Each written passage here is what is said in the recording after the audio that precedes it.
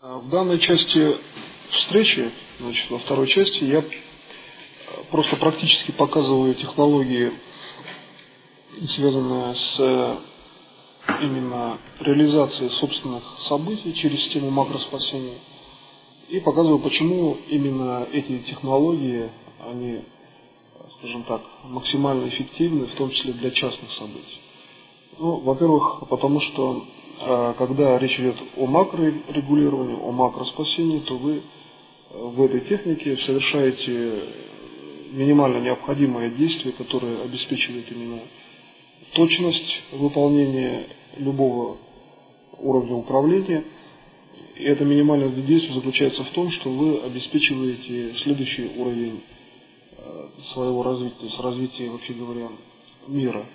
Поэтому, когда вы делаете именно уровень макрорегулирования, то вы делаете именно просто точные действия. И в соответствии с этим управление, которое уже будет являться частным одновременно с этим точным действием, является наиболее корректным, наиболее эффективным и быстро достижимым. Следовательно, когда мы говорим о том, что вот именно уровень макроуправления – это уровень, входящий в управление, в элемент управления, то мы прежде всего говорим о том, что именно этот уровень, он и обеспечивает как возможность самого управления в будущем, так и удовлетворяет законам всех гармоничных внешних и внутренних связей. И, естественно, он соответствует именно вот по всем параметрам тому, чтобы ваше частное управление, то есть частная задача была максимально быстро достижимым. Учитывая, что вы через структуру макроуправления, через систему такого всеобщего созидания, всеобщего спасения, вечного гармоничного развития реально организовываете именно то общество, то есть ту среду социальную, которая будет вечно развиваться, то здесь надо понимать, что все технологии, которые вы реализовываете при любых конструкциях, которые вокруг вас складываются, либо это будет лечение, либо это управление какими-то конкретными событиями, все эти технологии, они реально абсолютно созидательны, то есть они стыкуются со всеми гармоничными, опять же, системами в обществе, это фундаментальная религиозная система, или же, например, просто устройство, например, даже государственных систем, направленных на защиту граждан, на развитие общества, вы стыкуетесь и с этими системами, потому что в данном случае вы просто добавляете элемент, на самом деле, прямого участия в реальном спасении всех. Когда вы свое сознание развиваете таким образом, что и сознание влияет на любое событие. Значит, учитывая, что такое влияние возможно только созидательное, так как делается по законам создателя, именно созидания, то нельзя, например, сделать какую-то деструкцию за счет этих технологий, но зато можно иметь фактически абсолютно реальную защиту путем просто управления, где управление это есть, как сама жизнь, это есть организация одновременно реальности. Следовательно, вы находитесь в абсолютно реальной среде, которой управляете и которую организуете для себя, для всех, именно в направлении развития вечного уровня жизни, цивилизации общества.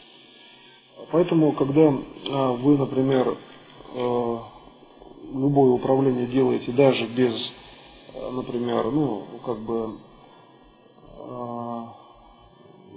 первичного уровня вспоминания, общих задач, то следующий уровень управления все равно будет таким же. Следовательно, можно делать управление, например, поставив задачу один раз или выбрав идеологической целью именно такой принцип управления, а дальше управление оно будет все равно таким же. Другой вопрос, что когда вы, например, в некоторых случаях хотите иметь более, общее восприятие какой-либо задачи конкретной, то тогда нужно выделить в этой задаче, что действует от уровня, например, ну, предположим, там, возможного смещения событий. Либо это там какой-то уровень макродеструкции, либо это, например, просто система именно, ну, варианта своеобразного как бы локального смещения событий. И в зависимости от этого можно как бы заново, что ли, вспоминать в моменте управления о том, что вы делаете именно миссию макроспасения, тогда вы получаете более как бы информированный, более устойчивый и более, ну, как бы репродуктивный поток информации, который обеспечивает именно как бы корректность в следующем действии. То есть вот здесь надо периодически дифференцировать, что значит, вы делаете в зависимости от того, какую вы получаете информацию в результате управления. И, значит, учитывая, что управление ваше созидательное, то есть действие направлено на то, что даже разрешение какого-то конфликтного уровня – это есть созидание, как бы выращивание информации для всех сторон в позитивном понимании, то так как вы создаете информацию, вполне можно организовать бесконечное количество реальностей, где значит, вы реализуете любую даже конфликтную систему в уровень именно гармонической системы. Так как здесь управление позволяет еще и создавать информацию, не только там регулировать.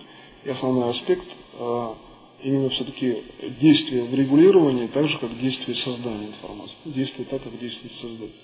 Следовательно, элементы создания, они фактически не ограничены. Вы можете создать любую комбинацию создательных событий, которые в любом случае можно реализовать, если задаться целью и для этого технологичность обеспечить. Либо это временная композиция, то есть вы по времени успеваете, либо это за счет элемента быстрого или там экстренного управления.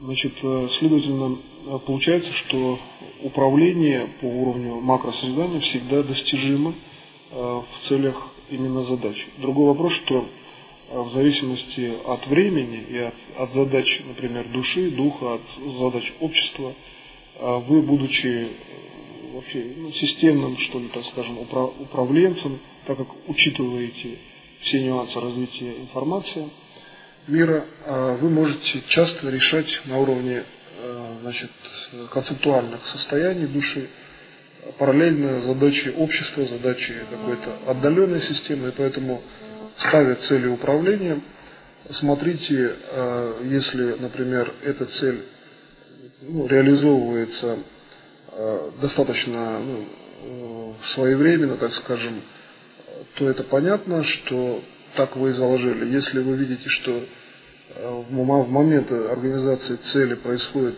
ряд других событий, и часто приходится, например, параллельно делать еще какие-то другие управляющие системы, то вы можете, в принципе, регулировать время реализации цели до уровня управления просто событийными конструкциями. Когда управление событийными конструкциями говорит о том, что это событие все равно происходит, и время вы определяете так, что оно, значит, может быть либо увеличено, либо сокращено, то есть, что вот именно структура времени это есть, в принципе, та система, которая входит в информацию событий. И таким образом вы можете получать корректность по временному управлению.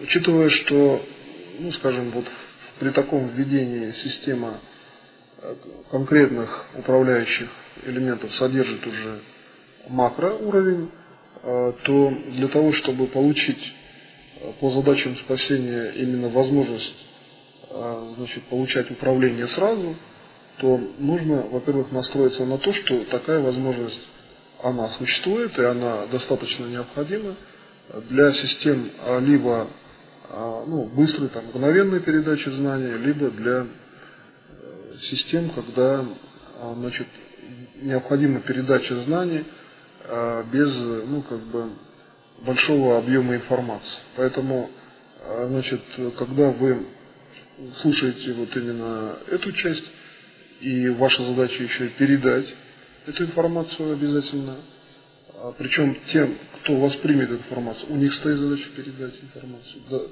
без изменений фактически по основному уровню, это идеологического статуса обязательного доступа всеобщего и реального спасения и вечной жизни.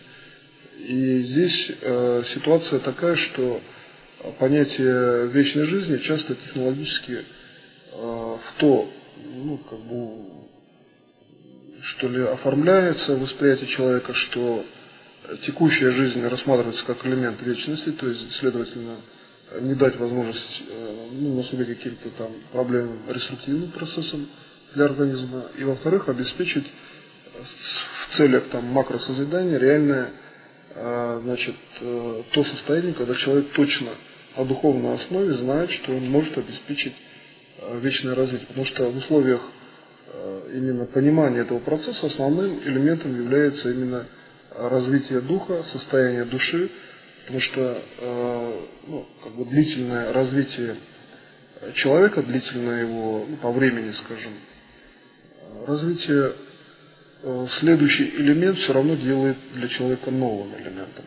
То есть следующая секунда, она все равно следующая, и в связи с этим критерием устойчивости и действительно обеспеченности человека именно технологиями вечного развития является его состояние духа, состояние души, которое может таким образом преобразовывать реальность, что, во-первых, нет макроуничтожения, во-вторых, можно решать корректно, созидательно свои задачи и обеспечивать вечное развитие по законам Создателя. Следовательно, понятие вечного развития это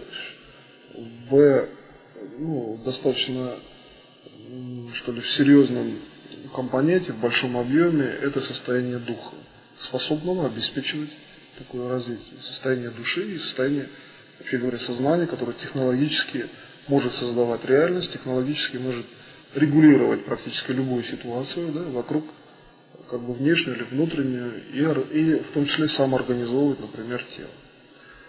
Поэтому эти задачи существуют, и они являются, кроме того, что они являются, например, целевыми, они еще должны являться в текущем времени реальными, то есть обеспечивать это уже сейчас и здесь. То есть вы должны уже в текущем времени, получая там первый уровень знаний, сразу же обеспечивать всю компонентную систему учения. То есть, во-первых, получив первый уровень знаний, либо словами, либо там за счет передачи мысли на расстоянии неявно другого человека, который это знает, человек сразу должен, во-первых, обеспечивать то, что он может реально не допустить систему макроуничтожения по минимуму, а уже дальше технологически он должен обеспечивать там реализацию собственных целей и обеспечение вечного гармоничного развития.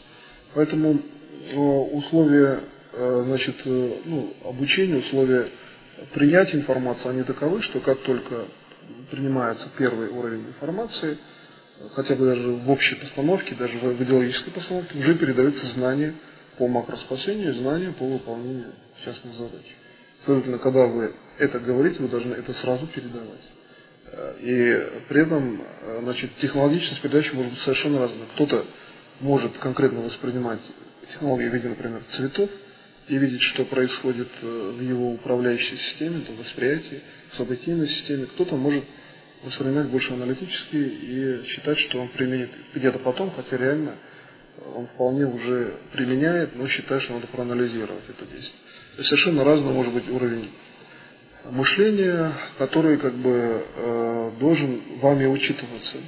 Совершенно должен полностью учитываться по возможности уровень не просто мышления и планов действий, но обязательно уровень конкретных событий, конкретных людей. Потому что как только вы спасаете хотя бы одного в 30 лет вперед, следовательно, уже 30 лет Земля не уничтожит. То есть любое действие это есть действие управления. И по возможности, как только вы реализовываете управление, например, на уровне своих задач, обязательно смотрите на состояние реальности управления. Потому что, как я сказал, это духовная характеристика, которую вы дифференцируете самостоятельно.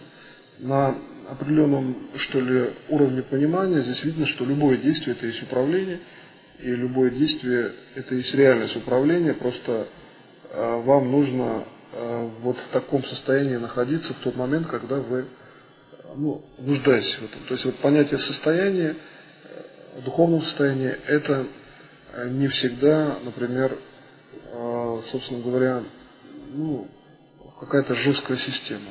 То есть состояние может быть совершенно различным по чувственному уровню, по восприятию, по, например, уровню реакции, но так как, вообще говоря, реально идет здесь реформирование таких макро, в общем-то, деструктивных по сути систем, значит, которым еще надо предоставить возможность их собственного, кстати, развития и так далее. Если мы реформируем военное производство, значит, мы должны им предоставить систему их дальнейшего, может быть, конверсионного развития.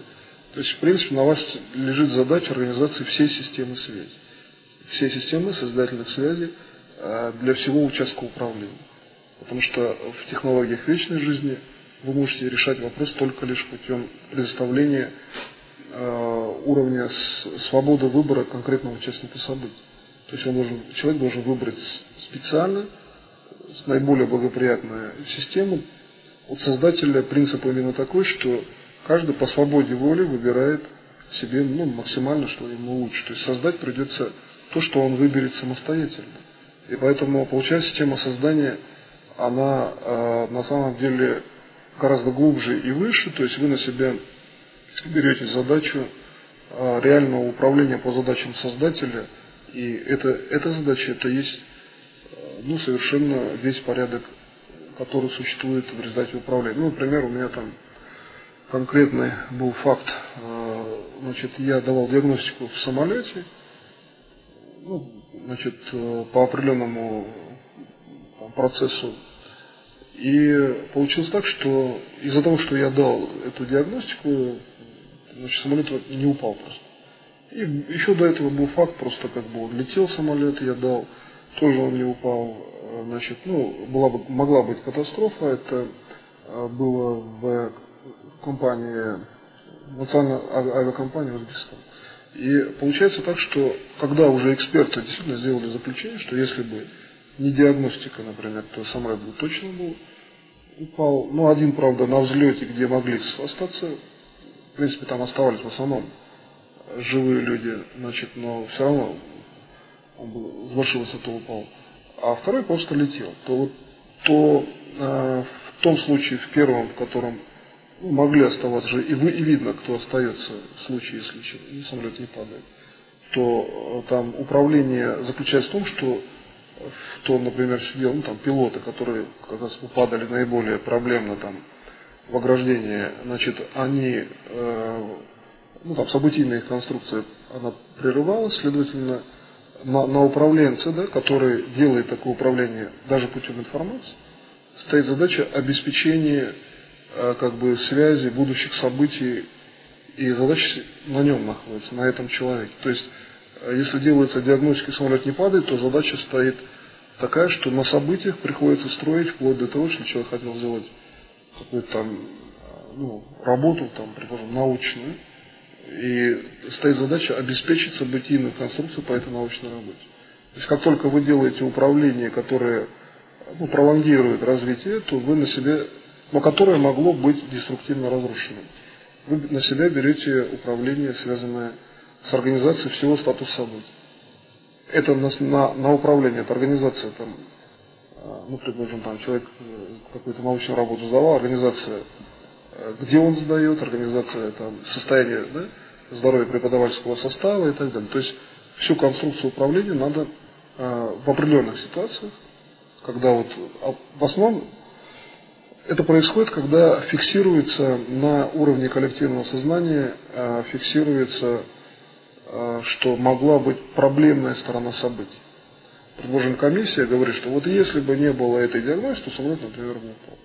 Если комиссия не делает такого заключения, то с течением событий разворачивается так, что есть диагностика, которая помогает, спасает самолет, но не делается заключение комиссии, например, если то дальше все идет более естественно, и не надо детализировать, организовывать события. То есть здесь надо выбирать конструкцию. Реальное управление – это реальная система понимания реальности, что вы управляете реально, и, следовательно, вы обеспечиваете реально те конструкции, которые могли быть. И это надо однозначно очень четко понимать, что как только вы начинаете управлять на уровне именно макросистем, вы, значит, управляете точно, следовательно, на вас стоит задача обеспечения тех систем в той же реальности, которые могли бы быть, но могли и не произойти. Если вы сделали так, что они все-таки стали происходить, то вы фактически вводите свою систему управления и должны ее как бы устойчивость обеспечить. В связи с этим, значит, я сейчас дам, это были только некоторые из примеров, где реформируются события, или они назначаются в случае возможных там, предположим, катастроф, но когда вы говорите о макроспасении, делаете систему по макроспасению, следовательно, вы должны выделить какие-то факты, где вы и там делаете реальные макро- или там микропреобразования. То есть надо понимать, что в определенных системах, если вы сместили или сделали так, что макрокатастрофа не происходит, вы должны как бы пролонгировать развитие будущего в соответствии с тем, что ваша задача здесь в том, чтобы делать следующую систему развития. И именно такой принцип, волевой, что ли, управляемой организации информации, этот принцип дает возможность именно бесконечного развития, когда вы можете организовывать любую структурную систему, и эта система в будущем, как некий конструктор собрательной информации, за счет технологий мышления, сознания, духа, души, и при этом вы имеете реализацию именно данной конструкции. При этом, пока все люди все это не могут делать все люди, то вы, естественно, должны понимать, что ваш уровень организации должен обладать образовательным аспектом. То есть вот точность в передаче информации заключается в том, что построенная вами конструкция должна быть такой, что она учитывает необходимость передачи знаний. То есть это не некий такой, может быть, очень уж сильный, что ли, по оптическим категорическим уровень света, который как бы сильно отражает, а это тот уровень, который, если даже он силен, то он оставляет ту проекцию, которая очень доступна. И она в своей основе содержит именно точность в технологическом плане передачи информации. Главное отслеживать точность, что вы должны... Точность еще видно в чем, что вы видите, что ученики, слушатели, которым вы передаете знания, вы видите, что они в своем месте также точно решают задачу макроспасения. Вот их событийная конструкция, что знания, которые они получают, они таковы, что действительно вы уверены, что в этом месте их проекционный уровень событийный не допускает глобальной катастрофы, это тоже один из уровней точности передачи информации. И так далее. Там можно продифференцировать какие-то личные уровни, которые могут быть как бы элементом именно точности передачи информации. И поэтому вот сейчас я как бы коротко рассмотрю по одному буквально конкретному методу управления, которые будут уже в следующих лекциях. То есть это управление по числам, управление через практически буквы, потом управление цветом и управление звуком и формами. И когда я буду рассматривать, во-первых, речь идет о том, что это только тот уровень, скажем, управления, который дается сразу, но он, тем не менее, может быть настолько же эффективен, насколько какой-то любой другой глубокий, так скажем, уровень. То есть, поэтому одно дело это первичный какой-то уровень, но с точки зрения задач макроспасения, и с этим уровнем надо уметь сделать макрорегулирование. И во-вторых, здесь можно сказать, что эти уровни в дальнейшем по спецкурсам они будут детализированы, и можно будет по каждому из уровней прослушать как бы специальный курс. Поэтому, когда вы приходите и перед вами возникает задача, во-первых, знания корректно передать, то, естественно, первым действием надо стараться сделать для слушателей такое управление, чтобы их задачи уже начали реализовываться, или там, может быть, даже уже были реализованы, как только вы их увидели. Когда вы это действие делаете в управлении, дальше стоит задача, чтобы слушатель, увидев действие, во-первых, вас на том уровне понял, или на уровне слов понял, и смог это передать корректно другим, причем так, чтобы это было бесконечное точное распространение информации. Поэтому с точки зрения, значит, что ли, распространения информации, здесь возникает уровень, который по форме он является в виде числа, является уровнем, значит, скажем так, восьмерки. Вот здесь есть понятие уровня восьмерки, а есть просто число 8. То есть верхняя часть – это организация бесконечного уровня управления, а нижняя часть восьмерки – это, значит, уровень частных задач.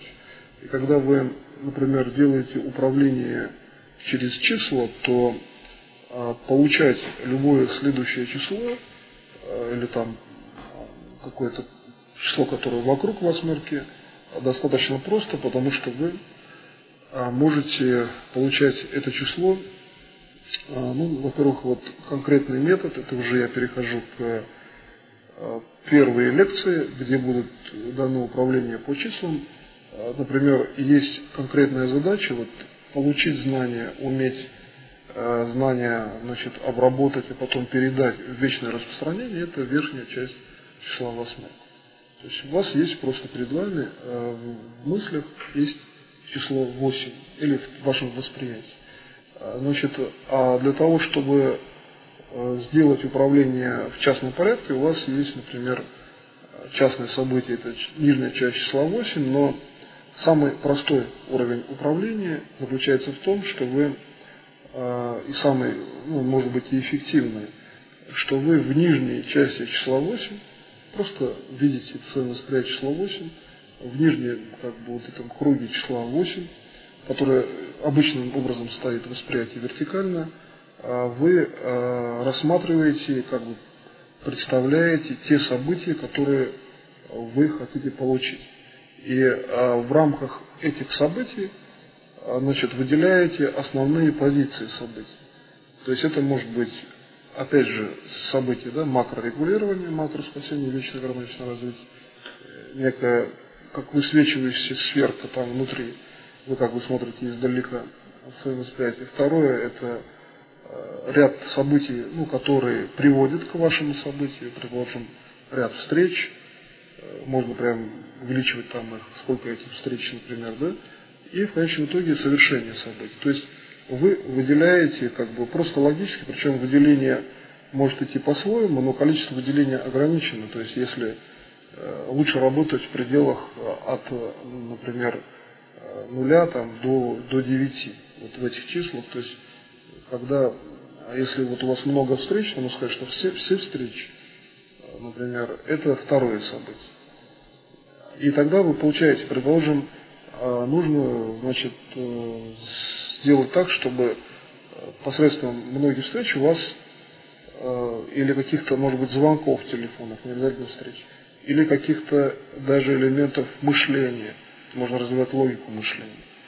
Значит, у вас произошло какое-то конкретное событие, вы внутри этого нижнего кольца восьмерки, нижнего круга, всего лишь навсего выделяете цифрой 1, это сферу макроуправления, например, количество встреч или количество звонков, которые нужно сделать с вашей точки зрения, это конкретное количество.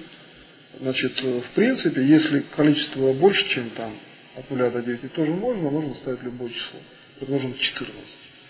И совершение события вы определяете, когда оно должно совершиться, с вашей точки зрения, какое это действие в последовательности, 15-е действие или 20-е, или же это время совершения события. Здесь можно по-разному.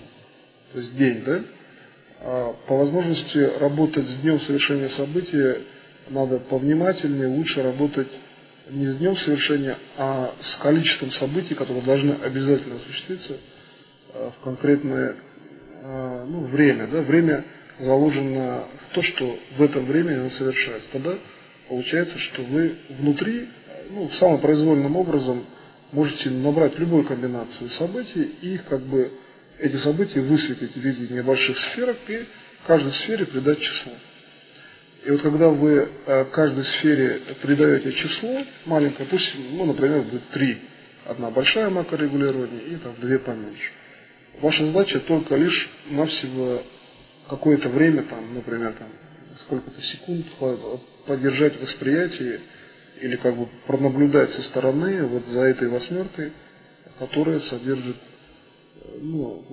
именно вот та часть, которая внизу содержит эти цифры, просто пронаблюдать и их периодически вспоминать. То есть, например, мне нужно реализовать конкретное событие, мне нужно, скажем,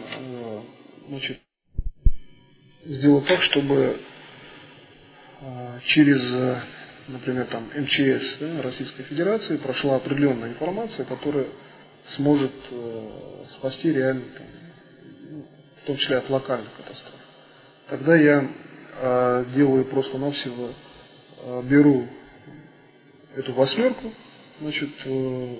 фиксирую в определенном уровне восприятия возле физического тела, выделяю нижний круг, например, и сферу макрорегулирования ставлю слева возле, в отношении себя, слева, по отношению к своей левой руке, сдвигаю влево, и дальше уже строю, что мне нужно, чтобы, например, мои действия дошли до определенных уровней, например, в системе МЧС. То есть второе действие это МЧС.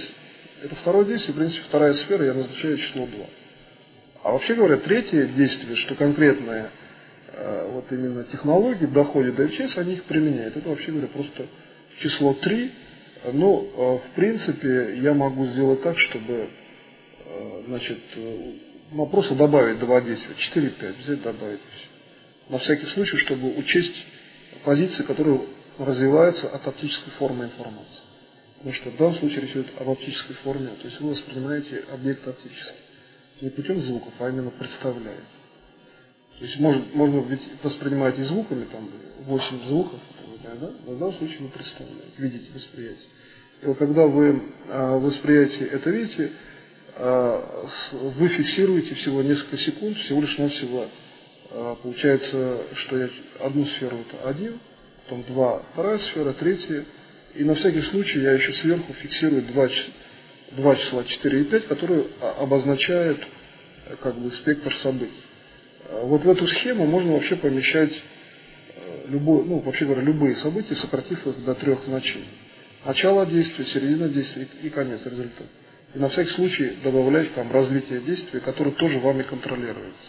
Вот в этой методике добавляется, в чем основной спектр управления, как вы попадаете в управляющую систему.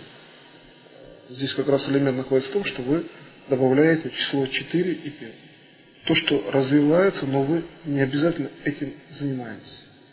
Вы не обязательно это развиваете, а фиксируете только жесткие 3 системы. Таким образом, восприняв такую систему, а ее достаточно просто воспринять в плане понимания, вы можете подвигать эту восьмерку еще восприятие возле физического тела и найти точку наибольшей активации. Например, в районе сердца. На расстоянии, например, 20 сантиметров. И все. И как только вы подержали эту восьмерку и еще раз прошлись по этим числам, уже дальше достаточно числа. То есть сфера событий сама, вот именно как оптическая точка, дальше она не обязательно. То есть восьмерка, которая внутри содержит в разных точках всего лишь навсего 1, 2, 3 основных элемента и 4, 5, которые в принципе могут быть подвижными. И вот управление ситуацией заключается в том, что первые 3 и восьмерка они стоят в одном месте, а двигать нужно 4 и 5. И вот путем того, что вы просто двигаете 4 внутри этого круга, вы делаете управление, при этом вы видите, какой оптический элемент максимально развит и исходит от уровня, например, макросферы к 4. То есть за счет того, что вы начинаете практиковать, вы видите, как развивается процесс связи с макроуровнем, как развивается следствие и так далее. Вы можете контролировать даже развитие в данном случае следственных систем. Простой пример, если я хочу использовать эту систему для лечения, например, от сахарного диабета, то в принципе от сахарного диабета, как такового, так скажем, то даже можно посмотреть самостоятельно. Я говорю, от сахарного диабета взяли и сразу восьмерку организовали и сделали количество чисел внутри этого кольца внизу. Просто взяли и сделали. Сейчас. А я пока понаблюдаю.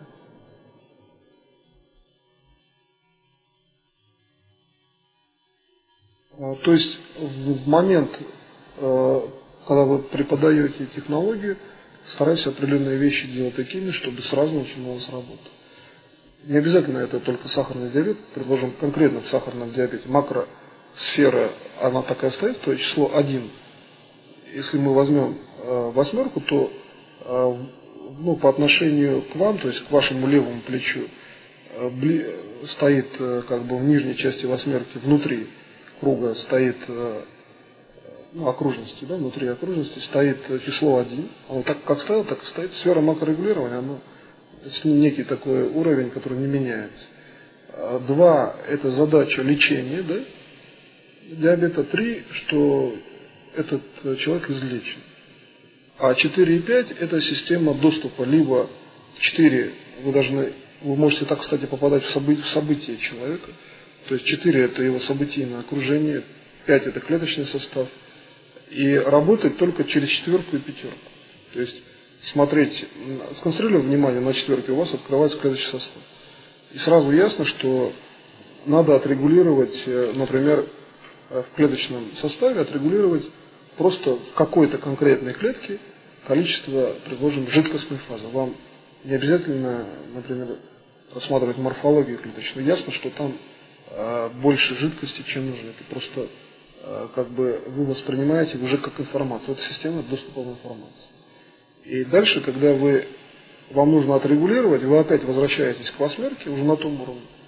Снова получается сфера 1, она так остается, число 1. В 2 вводите задачу регулирования, то есть нормирования жидкостной фазы клетки, от которой излечивается затем сахарный диабет. А 3 – это опять то же самое, здоровый человек. И получается, что вы концентрируете структуру здоровья в одной локальной точке информации. А с точки зрения общих связей вы действительно так переправляете коллективную реальность, что он становится здоровым. Это второе действие управления. А первое действие, что вы реально управляете за счет того, что стоит вам только найти основной механизм регулирования, например, жидкой фазы, или, скажем так, твердой фазы внутри клетки, и вы эту информацию уже по системе общей связи на самом деле передаете всем клеточным элементам внутри организма. Получается, что вы работаете в данном случае даже не с конкретной клеткой, а просто работаете в принципе с самим диагнозом. И когда вы такое действие проделаете, здесь возникает устойчивость, то есть сфера выздоровления, точка 3, она просто начинает светиться. То есть вы видите, что вы в данное время сделали нужное действие. Цифра 3 начинает светить, цифра сама. Просто это сразу становится видно. Таким образом, вы сделали управление по, например, лечению сахарного диабета. Как вы сейчас заметили, я специально не сказал, что речь шла о каком-то конкретном пациенте.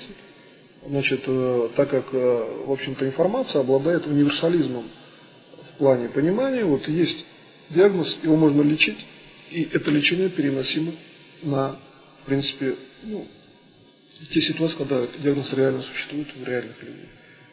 И система концентрации по числам, например, восстановление организма человека концентрации на числах, как раз это и есть та универсальная система нормирования, которая распространяется независимо от того, какой человек, то есть не от возраста, не от ситуации, не от событийной конструкции, а просто это норма, то есть исключение структуры диагноза из общего уровня коллективного сознания. И как здесь понятно, исключение происходит как конкретными технологическими действиями путем концентрации, так и тем, что в одной и той же точке многократно как бы активируется система нормы. И получается, что эта норма становится усредненной потом. А когда она в усредненном варианте попадает в конкретный человек, он становится здоровым. То есть это, в принципе, система, на самом деле, опять же, макрорегулируемая, по сути.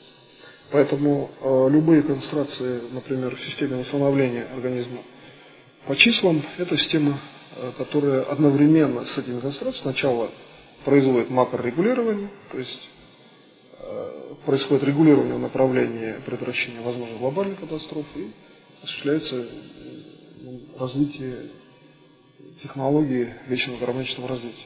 Поэтому, в принципе, вот вы можете в числовых этих концентрациях в качестве даже самостоятельной работы полистать книжку эту, например, посмотреть, как цифры вот связаны, где в переборе цифр, в ряде цифр, в серединачислительной, где находится сфера макрорегулирования, вот это, так называемая, сфера 1.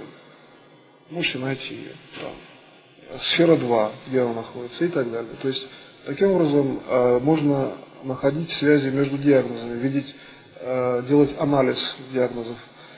Можете создавать таким образом последовательности цифр для того, чтобы, вообще говоря, работать с любой ситуацией и иметь наборы цифр для ситуации. Это очень просто. Если взять, например, эту восьмерку, да, значит, и считать, что вот как образуется вообще числовой ряд. Значит, есть восьмерка, внутри которой находится всего лишь навсего 1, 2, 3, 4, 5. То есть всего имеется как бы 6, 1, 2, 3, 4, 5, и восьмерка, внутри 8 существует 6 цифр вместе с восьмеркой, и мы должны ввести еще одно число. Где вообще восьмерка находится, на чем она находится в сознании. То есть очень просто, да, семизначный ряд получается. Если мы хотим добавить, предположим, к этой системе, две степени свободы и сделать усиление в действии, то есть в развитии, мы можем найти восьмое число, которое, в принципе, является самой восьмеркой, или добавить девятку, которая является развитием данной восьмерки. И, в принципе, вы можете таким образом создавать числовые ряды очень простым способом, всего лишь навсего обозначая несущую платформу, вот это число 7. Какое оно, да, в данном конкретном случае, и как расстановленное внутри проекционного ряда. То есть, если взять вот восьмерку, эту, долго потрясти, условно, да, в руке, и потом взять все эти цифры, высыпать, вот как они лягут на плоский лист, то механизм вот этой, самой тряски, да, механизм выбрасывания, он всегда один и тот же для конкретных диагнозов. Потому что мы же бросаем на лист конкретного диагноза. И пока они падают, они очень жестко и конкретно расставляются в конкретном горизонтальном варианте.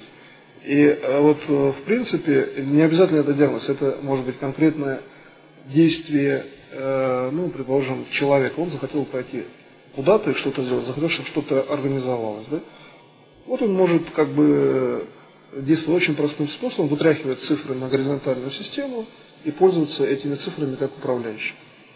Значит, второй уровень, то есть следующая лекция, то есть вам нужно сейчас использовать это для конкретных дел, которые сейчас есть, и сразу диагностировать их результативность, как управление на информационном уровне, так и управление на физическом уровне. К следующему разу, то есть кто, например, захочет использовать это для того, чтобы уже были сформированы вопросы или как-то определиться с системой именно восприятия, должен это делать лучше всего сразу, прям буквально в текущем моменте, перед тем, как переходить, например, к следующему уровню. То есть, просто в качестве практики возьмите, каждый поставьте свои события, любое перед собой.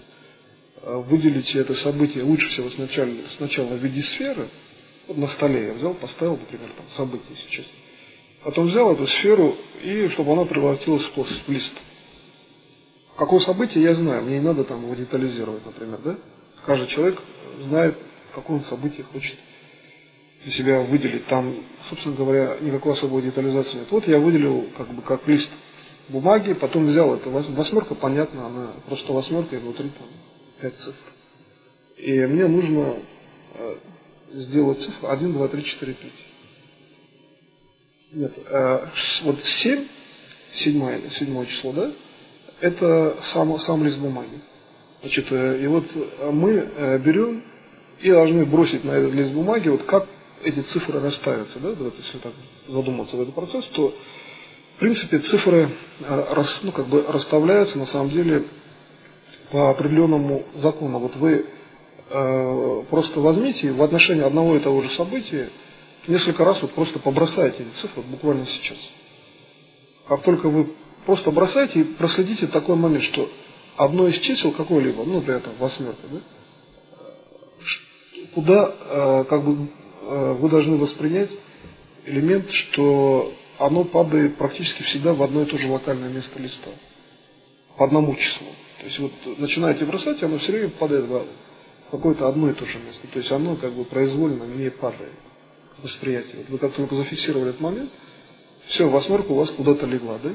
Начинаете бросать другие цифры. Вот несколько раз, когда вы 3-4 действия, вы сразу можете определить последовательность цифр. Значит, при этом, конечно, там могут быть вариации. То есть какое-то число старается там, в вашем восприятии попасть то в одно место, то в другое. Но, тем не менее, это уже вариация. Это просто надо опять усилить контроль над событием, то есть вспомнить, как было, и вы зафиксируете систему и проработаете в этой системе цифр. В принципе, количество вариаций, есть жесткие цифры, потом посмотрите, а есть, которые двигаются. В качестве самостоятельной работы можно это будет сделать. По конкретным событиям. Сейчас я договорю. Ничего. Следующий уровень такой, что я сейчас вот дам концентрацию на буквах.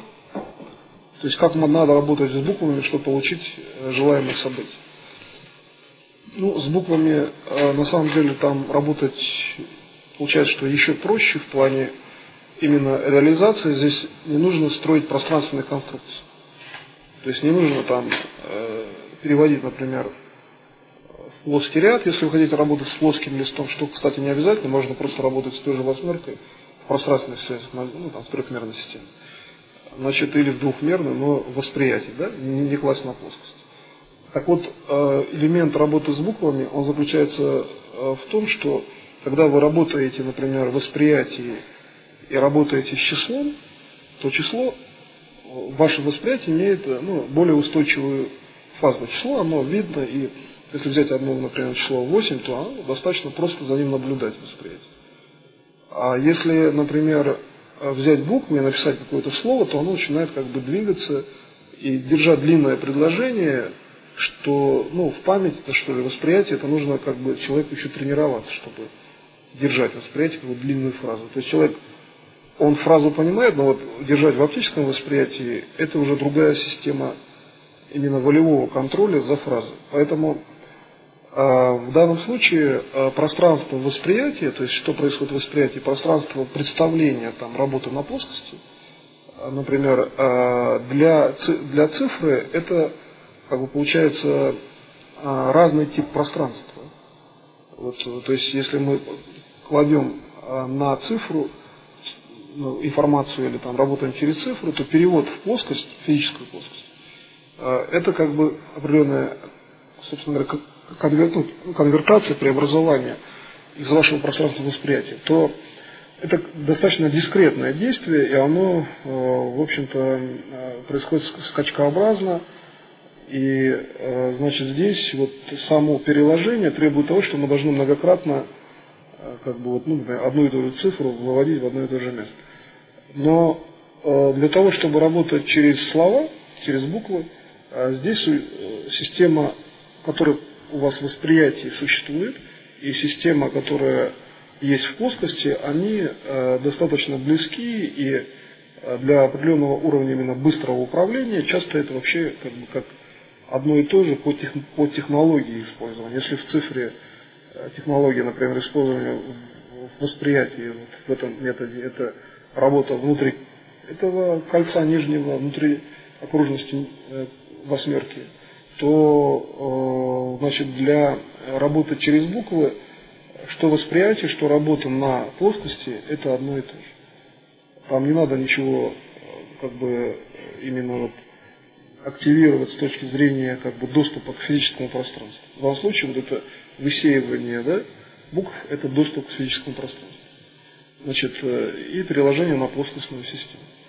Если мы говорим о словах, о буквах, то есть такой принцип, что, ну, например, такой принцип, как в начале было слово, да, ну, слово, что цифра тоже слово, в общем-то, там, 1 это тоже слово, или там 8. Но здесь слово, оно организует несущую платформу. Вот число 7, которое организовывает, да, а в начале было слово, которое как бы идет именно как организующая, предорганизующая система, и поэтому работать словом можно сразу, вообще говоря, в уровне, ну, например, плоскости или в уровне восприятия, и при этом, например, получать сопоставимый результат независимо от того, в каком уровне вы работаете. И здесь технология заключается в следующем, что вам нужно всего лишь навсего лучше всего записать цель управления, или, по крайней мере, сформулировать цель управления, значит, любую, там, например, что, значит, нужно купить там мороженое, да? Просто любую, самую простую цель управления. Значит, и здесь, ну, достаточно ясно, это можно, во-первых, держать в восприятии, там, нужно купить мороженое. А можно там, ну, если какая-то более сложная цель управления, можно выписать ее. Там, и тогда, как только вы выписываете или там, держите в памяти, то управление заключается в том, что вы сначала, значит, по уровню именно вот, опять же, макрорегулирования концентрируетесь на верхней части букв. Предположим, нужно, ну, буква Н, она как раз разделена там чертой на две части. Ну, У там условно тоже нужно по оси симметрии просто разделить на две части. Просто геометрически разделить, как бы взять линейкой и на две примерно равные части по высоте. И, значит, сфера макрорегулирования – это верхняя часть, опять же, ну, по аналогии с числом. Значит, а нижняя часть – это то, что вы в буквах делаете концентрацию последовательно на каждых двух буквах. То есть, например, НУ, концентрация внизу делается, то есть вы как бы задерживаете внимание какое-то время, потом оставляете, как бы оптическим лучом от сознания прогибаете, потом берете, делаете концентрацию уже, дальше, да? Сначала высвечиваю опять верхнюю часть, там, макрорегулятор, потом нижнюю, потом НО. И вы вот так вот как бы прогнули это слово, то есть в восприятии у вас получилась выпуклость как бы от себя. Ну, возникла, значит, своеобразная линза в оптике восприятия, что вы взяли и отогнули как бы границу восприятия, следовательно, раз вы и отогнули, вы получили большее количество лучей внутри, ну, как обычно линза работает. Вы получили большее количество лучей внутри фактически системы, которая организовывает цель управления. Ну и, соответственно, надо продавить вот эти буквы дальше, там, купить там, мороженое, все то же самое, именно по две буквы. Значит, затем, когда вы сделали один такой шаг, потом сделали второй, третий, до тех пор, пока, вообще говоря, вот эти буквы, они не свернутся в сферу. Вы должны обратить внимание, уловить этот момент по возможности, что они начнут сворачиваться в сферу. Как только сфера свернулась, проследить, что эта сфера, ну, как бы поднялась вертикально вверх лучше, и на уровне вашего восприятия эта сфера уже там, она преобразовалась в это мороженое. Ну, это как бы такой слишком дальний элемент управления, можно это не делать, можно ограничиться только одним элементом, только лишь концентрацией на этих двух буквах последовательно. То есть можно как бы не прослеживать развитие сферы, можно не видеть это мороженое, скажем, восприятие, но достаточно несколько раз последовательно прогнуть вот эти буквы путем таких концентраций. Следовательно, это управление, оно таково, что здесь как бы в принципе ничего вообще придумывать не надо, просто берете и разделяете оптику на два фокуса. Как бы первый фокус, что вы делаете выпуклость с одной стороны, и второй фокус, что за счет того, что это постепенно появляется двояко выпуклая линза, вот в сознании, в мире все подобно. Если вы где-то прогнули, с другой стороны тоже появляется выпуклость. И возникает сверхвысокая концентрация, которая, как обычный свет, начинает распространяться. Вот и все. И вы достигаете своим управлением событийной конструкции макрорегулирования. Всего лишь навсего тем, что вы сделали концентрацию на буквах, то есть там никаких проблем в принципе вообще нет.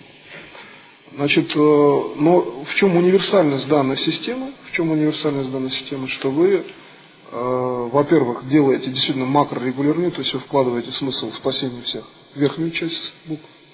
Во-вторых, вы получаете эффективную систему, не используя как бы систему ассоциативного мышления, особых каких-то планов, не используя систему многомерного мышления, а просто-навсего понятие концентрации, часто всего лишь навсего задержать внимание на этой части буквы и все. И вам больше ничего не надо там.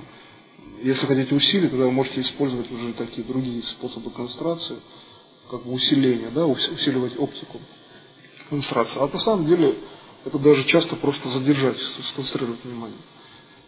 И я думаю, что вот универсальность, особенно в чем она полезна и все могут очень быстро освоить эту систему, в том, что здесь всего лишь навсего используются конкретные буквы. Например, конкретный элемент я как-то передавал управление в авиационной технике, чтобы диспетчер вовремя получил сигнал о том, что надо самолет остановить. А учитывая, что у диспетчера много достаточно контролирующих систем, и передача сигнала была практически впритык, это был самолет именно пассажирский. И остановить там достаточно сложно его, если, например, не дать обоснования. Значит, но тем не менее я просто передал такую записку по тому, чтобы был остановлен самолет, и провел концентрацию на буквах, именно путем продавливания, то есть путем этого продавливания эта записка она входит в систему информации диспетчера наиболее выпукло. Так можно работать с документами, там можно работать с ситуацией. Во-первых, как влияет на ситуацию, так работает и с документом. И в принципе там диспетчер, на самом деле он действительно остановил самолет, задержал рейс. В общем, что было и тогда необходимо. Но он это сделал просто на основе записки, чего вообще-то, собственно говоря, не должен был делать на самом деле. Значит, и поэтому получается, что через такие системы можно работать, в общем-то, в тех случаях, когда для спасения какой-то ситуации срабатывает даже система, которая не входит в регламент организации. То есть вам нужно, чтобы не было взлета или чего-то добиться конкретного, приходит своеобразная такая внешняя помощь, внешнее усиление, как только вы выходите в управляющую систему. Потому что как только эта оптика начинает развиваться, существует много регулирующих внешних систем, которые начинают помогать. И проходят вещи, которые, логически, диспетчер, он вообще-то не имеет права останавливать самолет по записке. Там надо, во-первых, много чего, чтобы остановить самолет, обоснование дать. И поэтому, тем не менее, такие случаи, был такой конкретный в моей практике случай, я передал записку, причем записку написал не я. Я просто позвонил, чтобы написал сотрудник инженерно-информационного центра, и он взял и принес и положил на стол диспетчера. Хотя если бы я написал, я все-таки был, я как инспектор мог остановить, а он вообще не мог, он просто инженер взял, положил. И, тем не менее, диспетчер остановил самолет. Эта система работает, там просто речь шла действительно о том, что была ситуация, что можно было получить такой результат при взлете, что там планер раскалывался самолета в одном месте, и получался катастрофа. Но это было потом доказано, позже, правда. Значит, поэтому там ситуация такая, что срабатывает еще система ну, своеобразного, что ли, давления еще тех людей, да, в оптическом, что ли, варианте, которые вообще в самолете, то есть они начинают, их силы, которые их там окружают и так далее. То есть своеобразно еще работает такая внешняя помощь, и вы это можете даже отслеживать, если это речь идет именно о возможном там, предотвращении какой-то проблемы. Хотя здесь можно делать управление вообще по любым задачам, потому что чем больше вы работаете, тем больше вы практикуете, получаете гораздо больше результата, значит, именно все-таки для системы макроспасения. То есть таким образом вы совершенствуете свой дух в плане готовности управлять ситуацией. Значит, следующий уровень – это управление цветом. Значит, управление цветом заключается в том, что там на самом деле, собственно говоря, упрощение еще больше становится, потому что вы в управлении цветом, в принципе, вам не надо даже там конструировать буквы в сознании там, или цифры, а всего лишь навсего вам нужно воспринимать цвет. И вот как бы перебор цвета, восприятие цвета, оно таково, что принцип изначально очень простой, и он похож на принцип как бы высеивания цифр из восьмерки. Значит, что вы берете цель управления, в виде, например, там, сферы серебристого цвета, просто берете и назначаете, там как бы проблем никаких нет. Взяли, назначили, что вот цель управления находится внутри такой сферы. Где эта сфера находится, в принципе, тоже без разницы. Там, хоть в какой-то галактике, хоть перед вами, или в вашем уровне восприятия. Но лучше работать возле физического тела, лучше, как бы обозначая точку. Но в данном случае это без разницы, для цвета. Значит, затем, когда вы сформировали эту цель управления, вы начинаете, ну как бы высеять, на самом деле процесс такой, что вы должны воспринять цвет цели управления. Цвет может быть не один, там, например, там сначала светло-фиолетовый, потом зеленый, да, какие-то еще оттенки пошли, но вот здесь, в этой цели управления цветом, основное, так же как вот в управлении буквами, придерживаться принципа это 2. То есть, как только первый, второй цвет вы наплыл, надо его зафиксировать. И вот корректная фиксация двух первых наплывших цветов, то есть вы выделили первые 2 цвета и зафиксировали, а остальные как бы взяли и отрезали. Ну, то есть не допустили в своем сознании развития этого сюжета. Да? Как кино там взяли, выключили ленту в виде магнитофона. Значит, вот это и есть управление по цели. Сначала вы делаете нейтральный, серебристый, например, белый цвет в цели, потом оставляете эту сферу перед собой и ждете, пока оттуда не выплывет первые 2 там, полоски, предложим, да, первый, второй цвет. Они как только выплывают, они могут потом бесконечно расширяться, ну и пусть расширяются. Вам главное запомнить эти 2 цвета. Здесь работает память. Вы запоминаете первые 2 цвета, и все остальное отсеиваете. И эти 2 цвета как бы уже переводите уже на дух. Дух помнит, он знает, что было 2 цвета. Даже в памяти дальше не надо держать. А дальше уже происходит управление всего лишь навсего через эти первые 2 цвета. Значит, и реализовывается. Дальше просто ничего не надо делать здесь. Потому что цвет восприятия человека обладает свойством бесконечности. Цвет, например, когда вы говорите цвет, например, синий цвет, а какой размер синего цвета, мы же не говорим. Одно дело, если где-то это покрашено, да, на какой-то доске там конкретно, ясно, какой пример размер. Но цвет не имеет размера, он наиболее близок к духовному восприятию информации. Поэтому, когда мы говорим о структуре искусства, культуры, мы через цвет можем передать очень сильное управление по тому, что цвет еще имеет форму, да, законченные какие-то.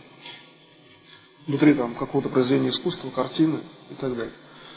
Значит, поэтому вот управление здесь получается совершенно простое, а вот принцип, почему 2? Потому что это принцип, идущий именно от Создателя. Когда значит, мы говорим о втором, да, это есть все развитие данного, вообще все развитие мира. Создатель единый, всеобщий, всецелый, он, стоило ему только создать второе, что-то, да, вторую частицу какую-то, любое второе, то получается, что здесь заложена вся технология мира. Поэтому мы работаем, на самом деле, так, как работает Создатель. 1-2. Там 2 буквы, да, 2 цвета. И это и есть принцип работы Создателя. А почему именно второе, это есть действительно вся технология, чтобы создать хотя бы один микроэлемент, значит, надо знать всю технологию мира, да, развития мира. Поэтому мы в данном случае работаем именно по двум элементам. Значит, следующий уровень, то есть следующая лекция, это работа через звуки и через формы.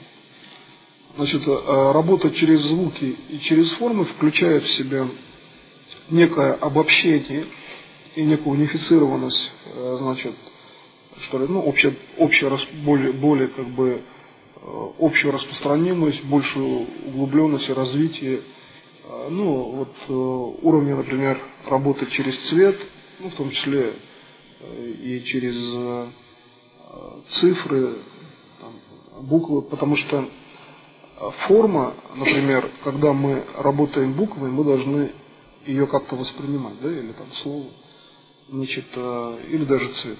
То есть это нечто, что уже должно как-то существовать, проявляться. Значит, а если мы работаем формой, то мы можем, или звуком, например, значит, мы можем работать, ну, в большей степени формой на уровне, где еще нет организации какой-либо, ну, как бы воспринимаемой системы. Вот поэтому получается, что с одной стороны это, ну, получается как максимальная простота в освоении, например, скажем, доступе, потому что работать с системами, которые не нужно там запоминать, там, не нужно, например, их как-то фиксировать, достаточно просто. То есть получается, что как бы вообще нет проблем. Работать с системами, которые существуют еще до организации информации, получается вообще максимально просто. С одной стороны. Но с другой стороны, для того, чтобы ее организовать, надо преодолевать некое сопротивление, некую систему, ну, давления вот этой внутренней среды, значит, которая существует вокруг работы, да? Потому что там, где не образована система, там получается, что и чтобы работать, надо иметь сверхвысокую, одновременно, да, иметь сверхвысокую концентрацию сознания по логике действий, по задаче действий. Потому что вообще можно работать изначально через форму, организовывая саму информацию. И вот здесь возникает особенность в этом принципе работы. С одной стороны, он очень прост, с другой стороны, он аккумулирует максимальную концентрацию, которую можно, например, создать за счет использования тех же технологий, там, работы, например, на слове, значит, цифре или за счет цвета.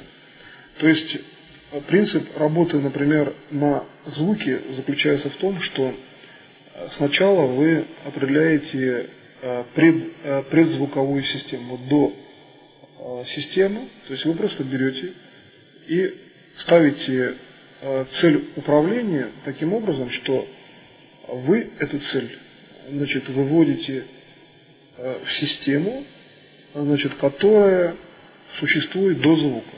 Что организовывает звук? Значит, ну, понятно, например, это может быть какой-нибудь магнитофон, да, например, в логическом плане восприятия среди элементов физического мира. Значит, с точки зрения, предположим, информации, что организовывает звук? Ну, и там можно по гитарной струне ударить, да, например, звук. Это опять элемент физического мира проявленный. Так вот, как бы ситуация управления элементами реальности физически существует, потому что управление, которое я даю, это управление всеми элементами реальности. Наиболее четко здесь видно, что вот именно в управлении звуком мы подходим к вопросу, что, значит, что управление как бы следствием, то есть элементом звуком, нам надо сначала создать там магнитофон или где-то найти эту гитару со струной, хотя бы одну. Значит, и получается, что здесь вот виден очень простой закон создания материи, создания вообще реальности по уровню, как делает создатель. Чтобы реальность создать, нужно прежде всего иметь ту структуру, да, то состояние духа, такое состояние души, то есть иметь душу, созданное Создателем. Ну, что создано Создателем. Потому что звук, он организовывается в данном случае от чего-то. Значит, если мы можем воспринять цвет, например, да, как цвет неба, звук, в принципе, тоже это звук. Но восприятие человека – это именно элемент созданный. И вот когда здесь мы рассмотрим вот этот аспект более глубоко, то мы придем к тому, что создание звука – это есть звуковая форма. То есть мы можем создать звук формой в своем восприятии. И когда мы берем форму света, просто выделяем форму света и создаем звук, то за счет движения формы можем, вообще говоря, создавать мелодию. И эта мелодия, это есть управление. То есть можно не мелодию, можно просто звук. Например, интенсивный звук – это есть решение вашего вопроса, где форма – это есть цель управления. И вот соединение формы и звука, у вас получается соединение 2 в 1, да? Наоборот. То мы пользовались системой 1 и 2, а здесь 2 в 1. Это принцип от Создателя. Все сходится к Создателю. И тогда получается, что мы получаем управление именно по цели. Поэтому в качестве, просто сейчас сделайте такое управление. Возьмите любую свою задачу и сделайте так, чтобы интенсивность звука, который вы воспринимаете, и видите форму этого звука, то есть регулируя форму, вы меняете интенсивность. Это такая уже очень нагруженная, как я сказал, это второй элемент, нагрузка, именно плотность потока управления. Здесь вы чувствуете и видите, воспринимаете, что как некая волна такая, вот она даже несколько давит эта волна, но это вот здесь концентрированное управление. Можно взять ту же самую, опять же, задачу. И уловить звук, который соответствует решению этой задачи на скажем так, скрытом восприятии, на мысленном восприятии, и при этом двигать ту форму, которая соответствует цели управления, просто любая форма, здесь даже не именно форма цели управления, она может быть не окружностью, не кругом, а именно реальная форма вашего восприятия. Здесь в этом управлении главное первым действием уловить звук, интенсивность звука, просто интенсивность, он может быть там высокий звук, низкий, любой. Лучше всего, что звук, многомерный звук, он отличается тем, что это не обязательно конкретная мелодия. Потом можно перевести звук, кстати, в известную мелодию, просто в известную, которую на духовном плане вы ее помните, но можете даже не конкретно помнить, а можно просто перевести в известную мелодию, зафиксировать эту мелодию, а затем форма управления, которая существует, то есть в виде, именно некого своеобразного облачка восприятия, это не обязательно, я говорю, там законченная форма. Просто путем движения этой формы настроить звук, как вот гитару там настраивают, подстроить, любой инструмент, да, просто подстроить звук, чтобы вы видели, что реализовывается. Одновременно можно вести контроль, например, дополнить управление, через восприятие вы должны видеть и осознавать, что это управление действительно происходит при этом звуке. И вот в чем своеобразная простота в дальнейшем этого управления, что вы в дальнейшем просто-навсего можете специально не отрабатывать звук, звук очень просто помнить. И вот это управление, которое имеет длительное последействие, то есть найдя управляющий звук, вы дальше просто, занимаясь любыми делами, а звук можно потом просто видеть, восприятие. И, кстати, восприятие звука, оно на физическом уровне воспринимается именно например, конкретным ухом. То есть это как раз таки та вещь, которая воспринимается близко к физическому телу и формируется таким образом, что также по закону от Создателя, что элемент реальности формирует именно тело человека. То есть это очень гармоничная система, где управление одновременно формирует ваше здоровье. Во всех других случаях управление также формирует ваше нормальное здоровье. И в качестве самостоятельной просто работы вы можете это смотреть. Но в звуке, здесь понятно, что слушает звук человек, и он, например, слушает физическим телом, да? Внешний звук. одновременно он внутренний, получается, внешний создает внутреннюю реальность, то есть тело человека. А таким образом вы можете увидеть, как идет переход к структурам именно вечного развития, где принцип развития заложен именно в вечное развитие, что каждое действие таково, что оно направлено в вечность, потому что оно бесконечно, одновременно формирует локальную систему вас, человека, так и его внешний окружающий вид. Уровень, там, например, мир, людей, социальный статус и так далее. Значит, в качестве практики сейчас я советую попрактиковаться по различным вопросам, просто вот попрактиковаться буквально сейчас, там, чтобы посмотреть, как система работает в плане каких-то задач, используя ту или иную систему, которая вам, например, вы считаете, она для вас наиболее эффективна, то есть вы можете поработать прямо сейчас. И исходя из задач, что передача даже одного уровня управления, даже минимальная информация должна быть уже все равно управление, затрагивающее сразу макроинтересы. То есть принцип должен реализован быть макроспасением. То есть прослушав сейчас даже маленькое вступление, вы уже должны уметь сделать макроспасение. Уже сейчас умеете.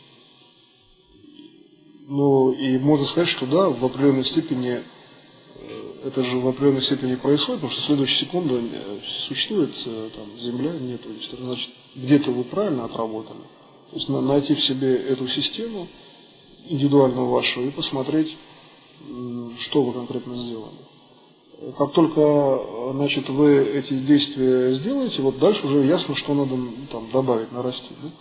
Либо ситуационно, либо технологические, какие конкретные курсы усилить, прослушать, какую информацию дополнительно найти.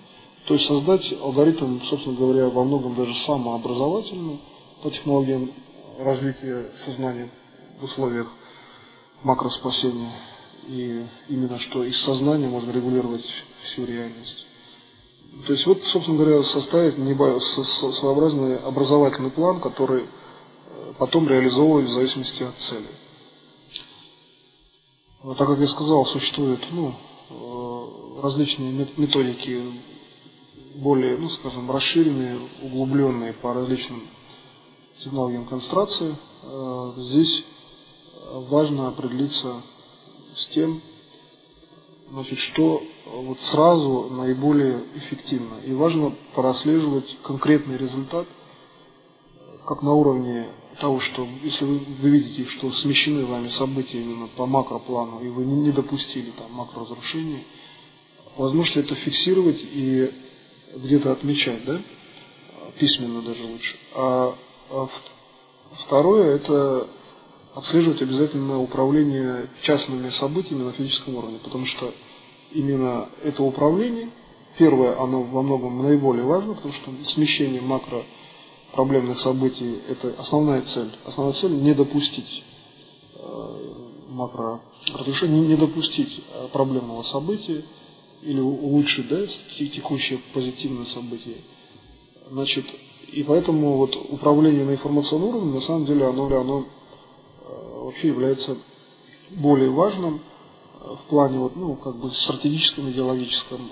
Но чтобы управление такое всегда совершалось, вы это точно знали, вам нужно контролировать очень корректно управление на физическом уровне, чтобы видеть, что ваши действия на физическом уровне, они, собственно говоря, приводят к тому же, да, идет управление на физическом уровне. Предположим, я сделав ряд диагностик свыше 400 по определенному заключению экспертов в одной только компании, национальной авиакомпании Узбекистана, все 100% подтверждения именно по заключению экспертов, которые брали в сейф. Я, например, потом диагностировал в космической технике, и сейчас диагностирую. И при этом совпадение абсолютно тоже, но это же космическое, но оно же дальше находится, в логическом понимании. Но затем я диагностировал предположим, поверхность Марса. По-моему, в 2000 году была публикация в газете «Вариант развития прогноз», по-моему, в этой газете. И хотя в тот момент ортодоксальные исследования, в том числе оптического типа, спутниковой системы считали, что воды на Марсе нет, но я дал именно диагноз, что там есть вода. И более того, есть определенная форма растительности. Вот в марте этого года тоже было опубликовано, что нашли воду на Марсе, спутники американские. И при этом, по-моему, 7 апреля тоже была, значит, информация по центральному телевидению, что нашли зеленые области, они считают, что это хлорофилл, то есть растительность. Но хотя при тех средствах исследований, которые достаточно мощные, в общем-то, спутники уже достаточно долго летали вокруг Марса, в ортодоксальном уровне все считали, что там нет воды. То есть это было как бы 100% доказано с точки зрения оптических систем. Но тем не менее, по каким-то причинам, они все-таки обнаружились. Но прогноз-то я давал, хотя Марс еще дальше, чем там космическая система какая-то. Поэтому ситуация такая, что важно прежде всего определить именно как бы уровень доступа и постараться работать, независимо, конечно, от расстояния, независимо от как бы какого-то уровня реализации, но работать именно за счет практических систем. То есть ту технологию, которую я отработал на самолетах, я, в принципе, ее и применял. То есть как бы никаких проблем. Я делаю то же самое действие, смотрю, и знаю точно, что вот действительно на Марсе так. Но я могу, в принципе, я и так знаю, собственно, можно сказать, есть просто ясновидение, можно, но ведь нам нужен точный инструмент управления. А точным является аналогичность. И поэтому, отработав, на самолете, который можно пощупать, можно дальше диагностировать тем же принципом космические системы, какие-то планеты и так далее. Значит, поэтому работа на физическом уровне, то есть подтверждение на физическом уровне достаточно важный элемент, хотя я не говорю, что он там на все случаи или там исключительно важен, но он достаточно важный с точки зрения того, что у вас будет собственный инструмент, на который вы можете, по крайней мере, опереться, когда это нужно. Конечно, могут быть случаи, когда вообще нельзя опереться, тогда все равно надо насчет устойчивости духовного восприятия диагностировать. Но лучше создавать системы как можно больше и как можно больше практиковать просто во всех случаях жизни, просто во всех. Тогда вы набираете колоссальный опыт, который точно говорит о том, что не происходит глобальной катастрофы и 100% обеспечится вечное развитие человечества. Причем вечное в условиях в том же физическом теле, в идеале. Для всех. Значит, так что я заканчиваю на этом первую лекцию вступительную.